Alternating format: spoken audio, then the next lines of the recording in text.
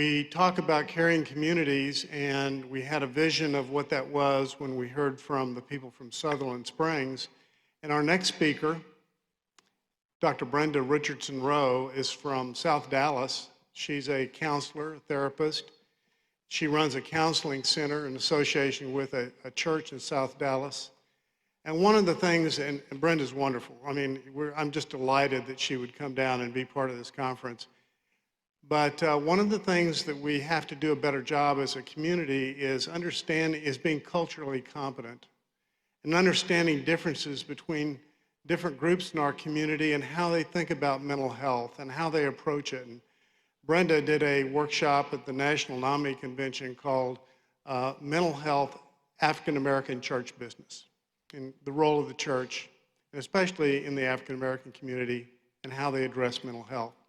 So Brenda's down here today from Dallas, and I want to introduce her and thank her for being here.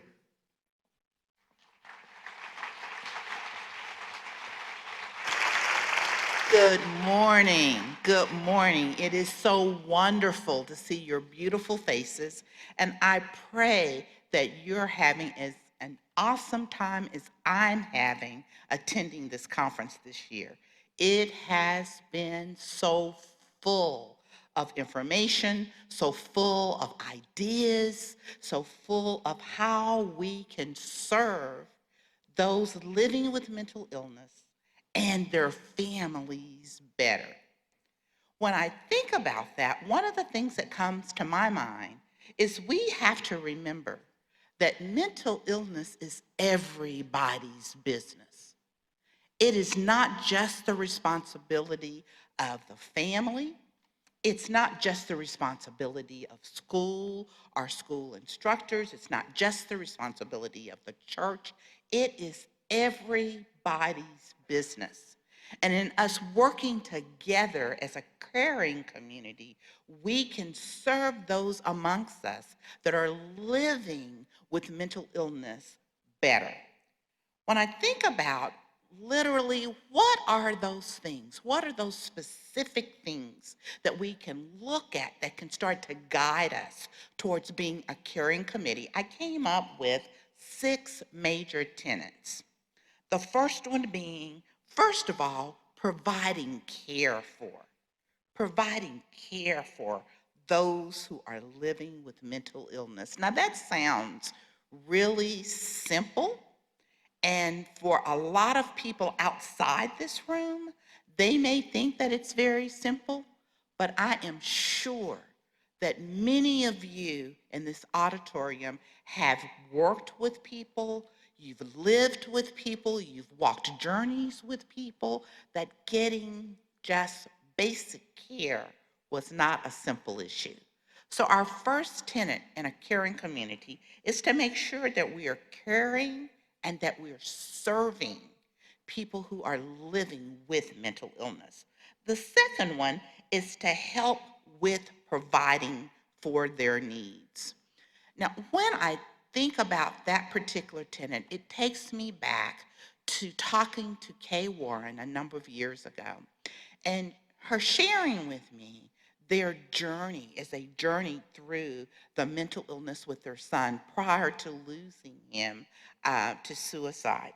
That when people have babies, we bring gifts, and we bring, if there's other children, we bring gifts for the other children, and new papas walk around and they've got big cigars saying they're a new papa.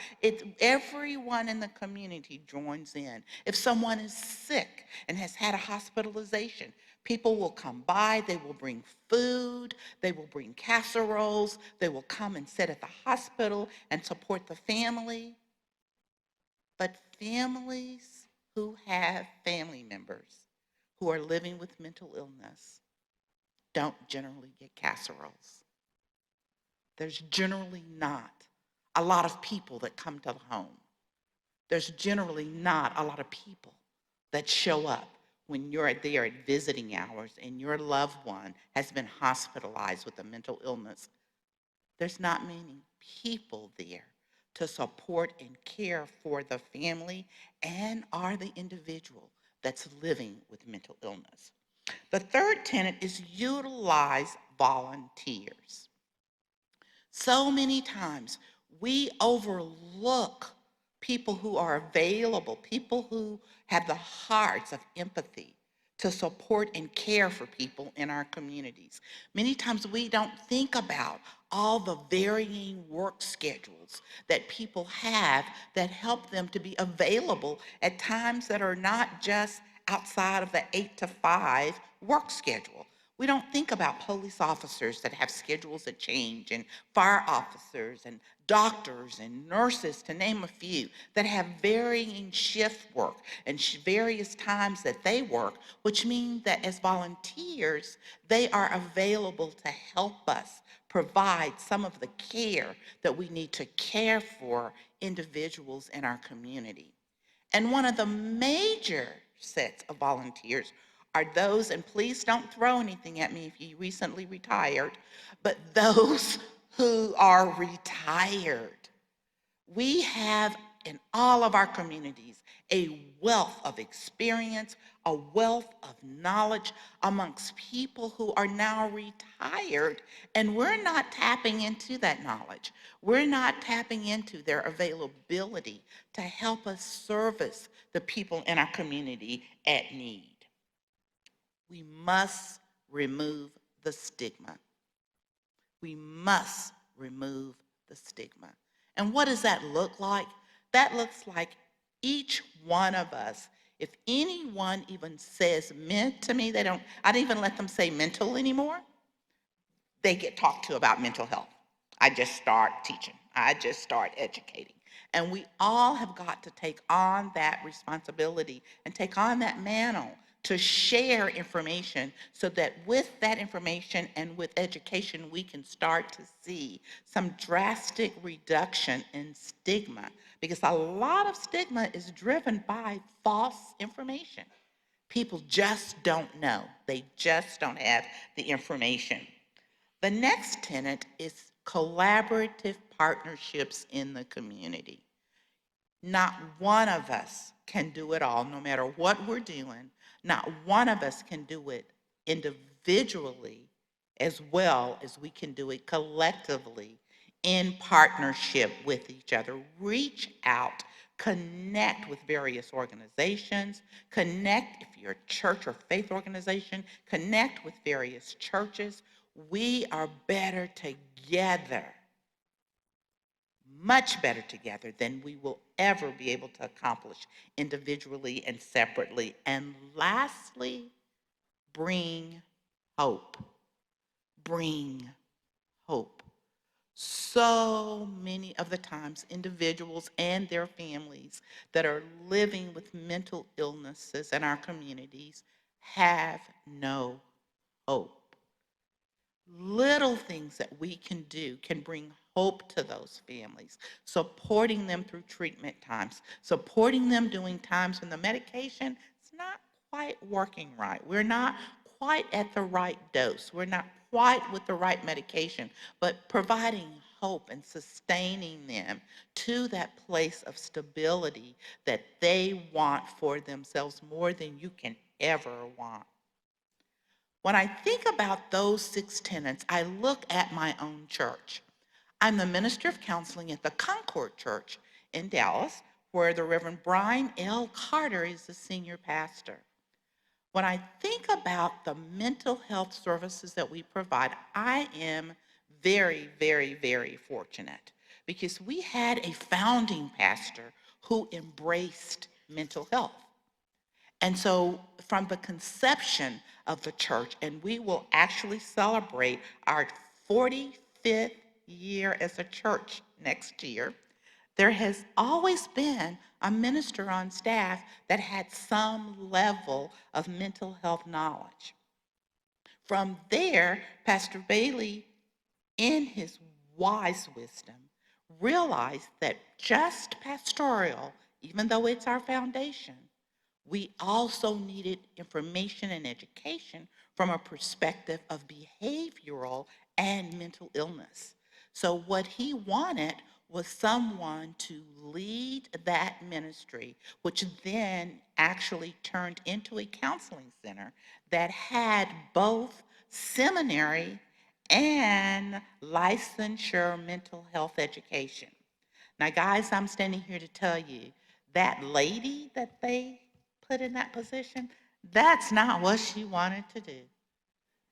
That is not what she wanted to do. She is an RN. She loves pediatrics. She loves neonates, and she loved flying around in helicopters, getting those little babies. And she was just fine. I don't know why the Lord decided that he wanted to call that lady somewhere different than where she wanted to be.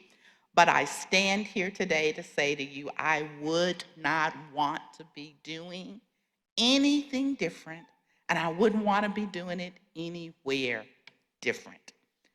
Out of the church birthed Harmony CDC, which is a community development corporation, and the primary mission of that CDC was to actually elevate the awareness of social issues and social needs in the community, focusing primarily, first of all, on mental health with a counseling center, and then with a resource center, which helps with jobs and education and resume writing, and then with a client serve food pantry. Anyone in the audience know what that is?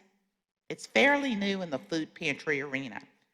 Any of you all that have connected with a food pantry kind of know that you go get a box of food to someone, and if you like it, you like it. If you don't, that's what you get. The client service food pantry looks like a little grocery store. So clients actually get to come in and to shop for the food that they like. And it's also an opportunity to educate people around nutrition. And those are the major components of the CDC. We've recently partnered with legal aid. So as you can see, we're moving more and more towards a point where we want to be a one-stop community service center. The services in terms of the Harmony Counseling Center, which is a faith-based counseling center, we serve both the community, not just Concord members. I explain it to people that we serve the community in which Concord is a part of, along with about 8 other big churches. We serve that huge community. We had very meager beginnings. As I listened yesterday to some of the individuals in some of the workshops. How do I do this? Where do I start in my church in terms of wanting to provide some mental health information, wanting to share some counseling information? Where do I start? I started with a folding table and 2 folding chairs. Okay? Start where you are. It will be 15 years in February that God has blessed me to serve in this position. I now have 7 individual counseling rooms. I have an individual work area for the staff that serve those clients that for many years was the closet, that we called it the closet. It now is a work area. We have a separate administrative area, and in 2020, we're actually opening a wellness center that will focus on yoga, meditation, healthy eating, and life issues. So wherever you are, whatever you have, use it, use it, use it, and trust God for the increase, because increase He will. Other things that we provide are direct services, and that's couples counseling, individual counseling, family counseling, groups around various issues such as divorce, around grief, around celebrate recovery, around infertility. We offer various services such as one of our primary ministries is related to adoption and foster care. And the title of that is FAM, F-A-M.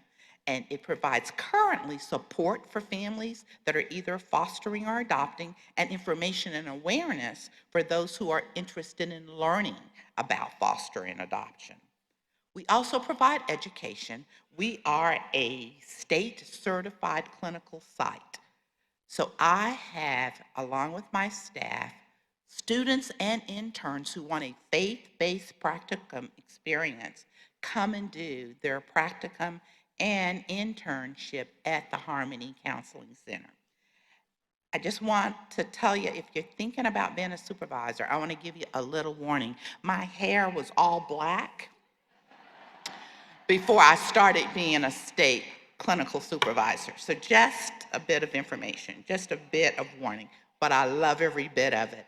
I'm staffed most of the time somewhere with 3 to 4 students and about 4 to 5 interns. I can't get people to leave, and it's like your intern, you have 3,000 hours.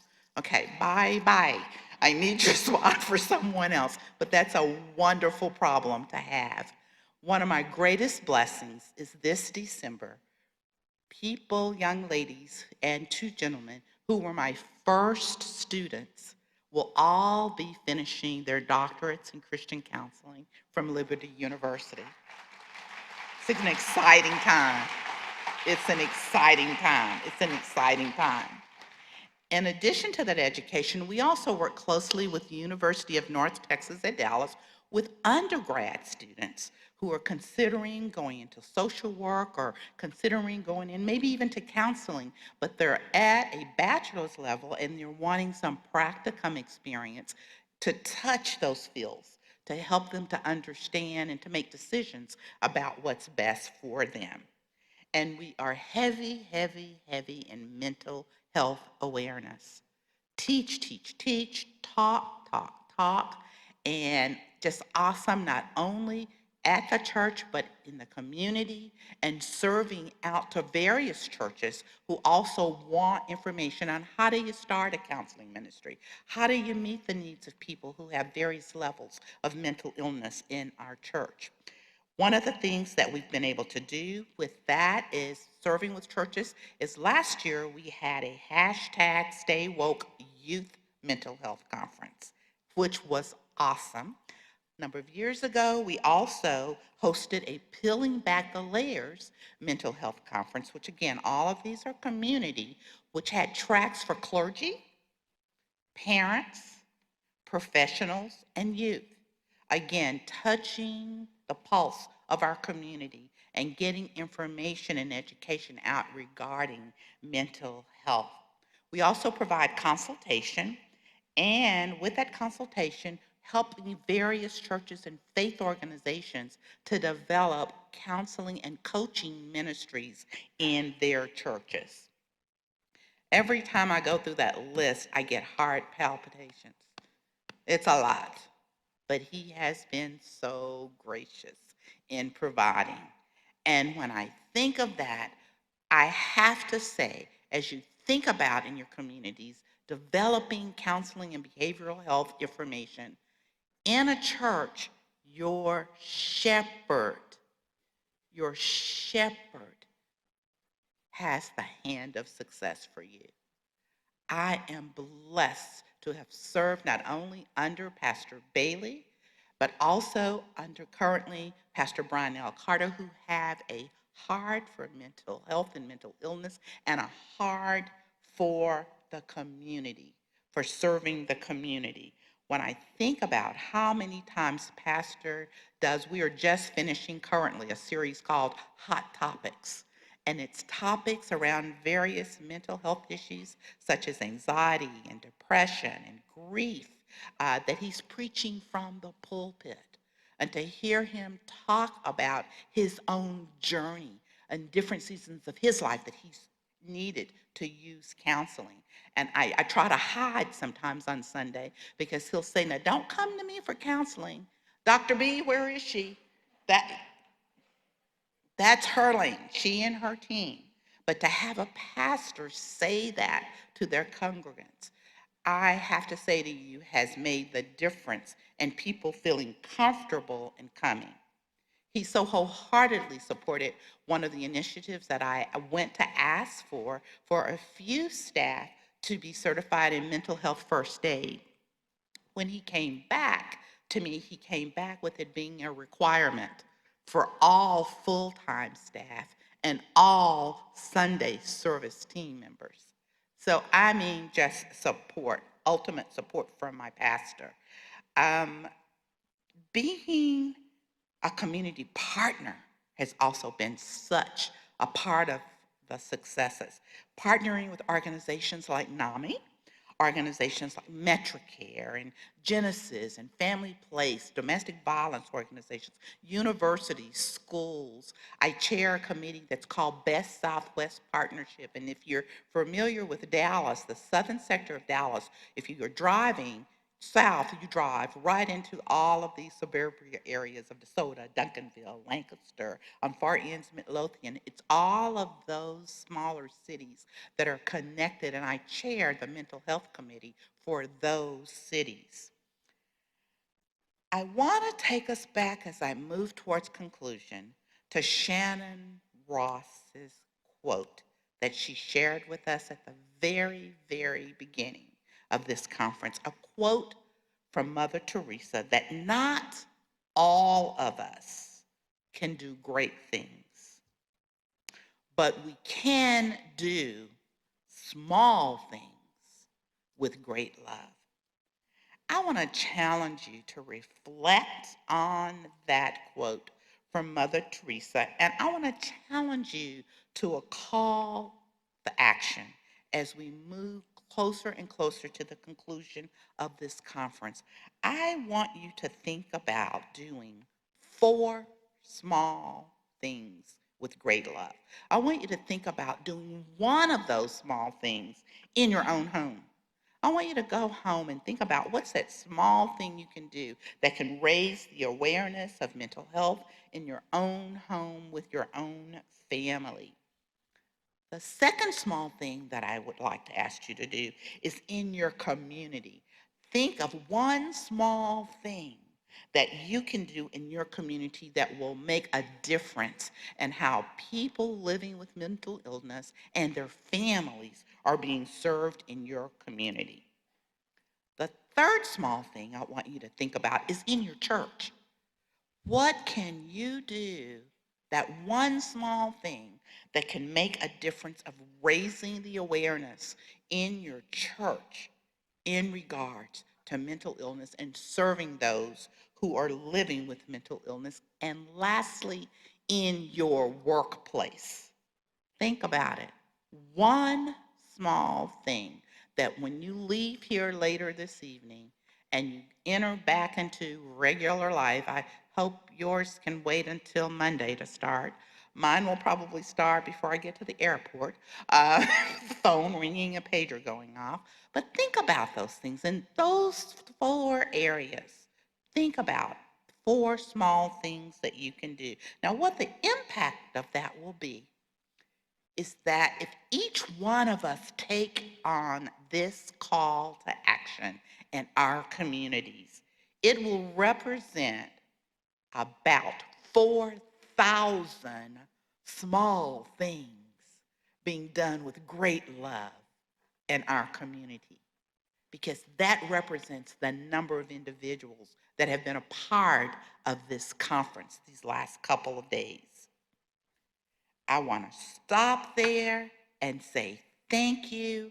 I go in more depth in my workshop, which is one of the workshops after this particular time, that actually I will share with you work that 10 churches here in Texas that I was fortunate to be a part of, one of them, work that we were blessed to do through funding from the Hogg Foundation on Mental Health. I'll share with you the information. I'll share with you various activities that each of those churches chose to make an impact in their communities and in their church. When I think about that funding, the one thing that I think about that it helped all 10 churches to do is it moved us towards transforming the communities that we serve. And we moved towards transforming all of those communities into more caring communities. Be blessed in the Lord.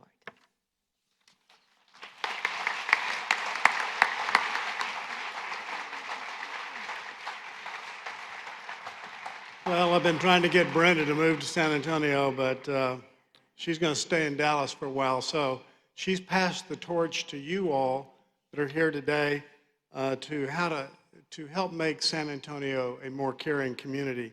So we're coming to the close here of the plenary sections. We're going to have workshops this afternoon. They're in your program. Please look them over. They're all excellent. They're wonderful. Olga, do you have anything you want to say as we finish? Well, I just want to say thank you. Thank you once again.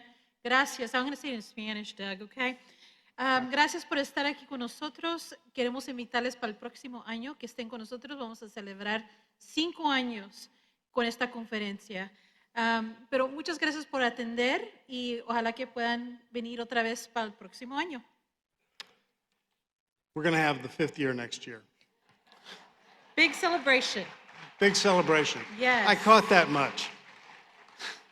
And we want to invite everybody to come back. If you ordered a lunch, it's going to be in the lobby, and then there'll be people to help you find each of the breakout sessions. They're all outstanding. Pick one, you can't lose. And I want to thank you all for being here this year, and we're looking forward to next year. Thank you.